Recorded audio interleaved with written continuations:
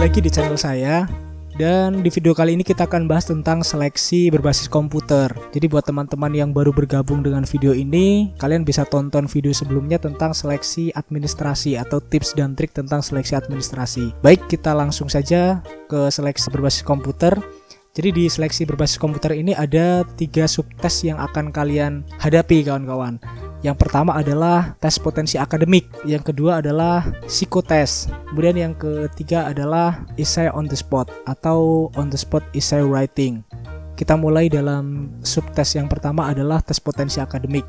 Tes potensi akademik sudah tidak asing lagi buat kita. Jadi kalau misalkan teman-teman mencoba SBMPTN atau mencoba mendaftar PNS, kalian akan menjumpai soal-soal tes potensi akademik.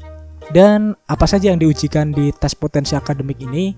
Yang pertama adalah verbal. Verbal sendiri kalian biasa jumpai berupa antonim atau sinonim. Jadi saya sarankan untuk banyak-banyak membaca soal-soal, banyak berlatih. Jadi ketika nanti menghadapi soal ini sudah banyak referensi kata-kata yang bisa kalian dapatkan. Kemudian yang kedua selain verbal adalah aritmatik. Jadi di aritmatik sendiri kalau kalian sering melihat soal-soal deret, jadi misalkan 2, 4, 8, 9 dan lain sebagainya, nah itu pola-polanya silahkan kalian pelajari gitu, dan ada rumusnya sendiri gitu.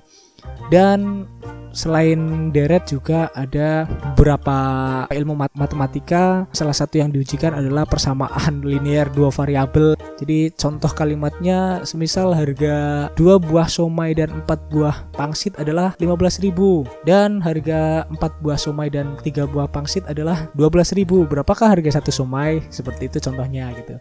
Tapi tipe soalnya akan berbeda. Kemudian selain aritmatika, di tes TPA sendiri ada soal tentang logika. Jadi di situ kalian bisa belajar tentang modus ponen, tolen dan lain sebagainya. Contoh soalnya simple, saya berikan contoh. Jika hari ini hujan, maka jalan akan banjir. Kemudian premis yang kedua, jalan tidak banjir. Berarti kesimpulannya adalah hari ini tidak hujan. Nah, itu contoh soal tentang logika. Jadi teman-teman bisa menggunakan, gak usah pikir pakai perasaan gitu, mikirnya pakai logika aja, dan insya Allah bisa kalian mudah menjawab gitu. Yang penting konsentrasi, dan saya ingin menitik beratkan pada kalian harus fokus dengan waktu mengerjakan, karena di situ ada banyak sekali soal dan kalian disuruh mengerjakan dalam satu waktu tertentu.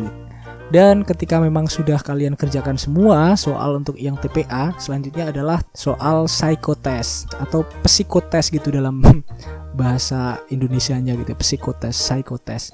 Dan di psikotes sendiri kalian akan menjumpai beberapa pertanyaan tentang karakter diri kalian, seperti karakter kepemimpinan, bagaimana kalian cara bergaul dan lain sebagainya, yang diharapkan itu sesuai dengan apa yang kalian punya gitu dan apa yang kalian miliki. Jangan sampai kalian mengisi sesuatu yang bukan diri kalian.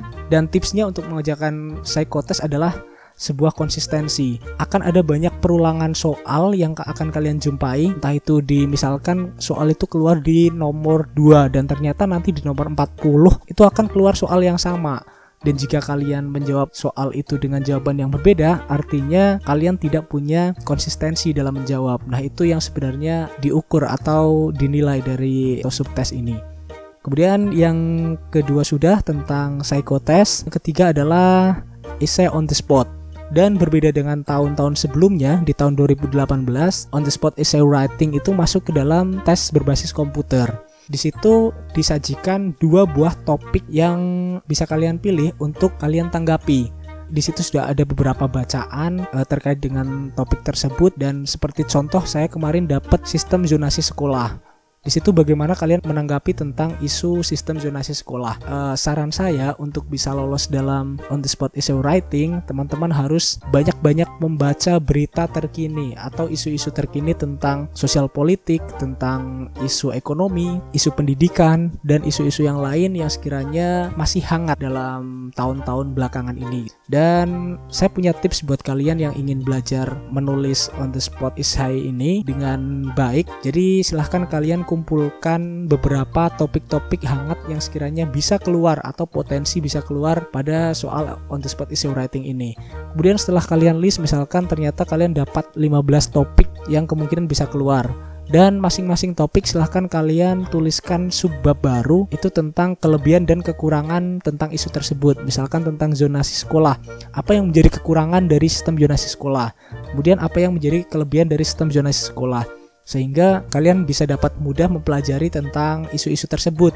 Jadi kalau misalkan ada soal yang kebetulan nih sama yang kita pelajari sebelumnya, kalian akan mudah mengingat tentang poin-poin yang sekiranya bisa kalian tuliskan. Dan ini share aja buat kalian karena di sini kita menggunakan komputer gitu. Jadi di dalam ruangan itu sekitar 180-150-an orang, dan kebetulan saya juga ikut seleksi di regional Yogyakarta. Di situ pengalaman saya adalah ketika saya belum selesai mengerjakan soal TPA, banyak teman-teman yang sudah mengerjakan soal psikotest. Dan ketika saya belum selesai mengerjakan soal psikotest, banyak teman-teman yang sudah mulai memainkan jari-jari mereka mengetik dan juga membuat esainya atau sudah melakukan on the spot essay writing. Dan itu ramai sekali. Jadi kalau misalkan teman-teman mempunyai fobia dengan keramaian dan lain sebagainya, ini kalian harus mulai berlatih dengan keramaian, karena di situ akan ramai sekali, banyak jari jemari mengetikkan kata-kata indah gitu kan, menuangkannya dalam sebuah esai, dan tentunya itu akan membuat suara satu ruangan itu menjadi sangat ramai gitu, dan konsentrasi kalian pun akan terganggu. Tips lagi buat kalian, ketika memang sudah selesai mengerjakan 3 soal itu, saya hanya memberikan satu saran, yaitu kalian fokus ke dalam tes potensi akademik saja. Jadi apakah psikotest dan juga essay on the spot itu nggak usah difokuskan? Itu penting.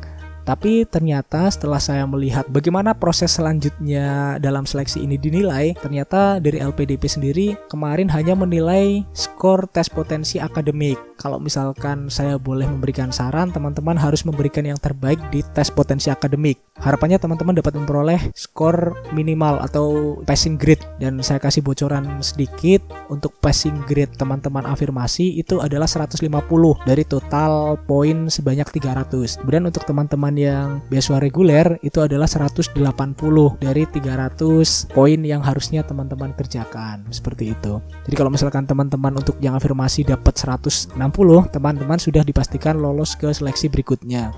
Kalau beasiswa reguler dan ternyata dapat skor 165, otomatis teman-teman tidak akan lolos ke seleksi substansi atau seleksi ke terakhir. Jadi yang ingin saya tekankan di sini adalah teman-teman bisa belajar mulai dari sekarang tentang seleksi tes potensi akademik ini, karena soal-soalnya banyak yang harus kalian ulang lagi, karena di situ memang soal-soal sederhana tapi harus kalian kerjakan dengan cepat karena waktunya juga tidak banyak. Baik, seperti itu yang dapat saya sampaikan untuk seleksi berbasis komputer. Untuk video berikutnya kita akan bahas tentang seleksi substansi. Apa saja yang harus kalian persiapkan untuk seleksi substansi. Dan kita cukupkan, semoga bermanfaat untuk kita semuanya. Sampai bertemu di video berikutnya.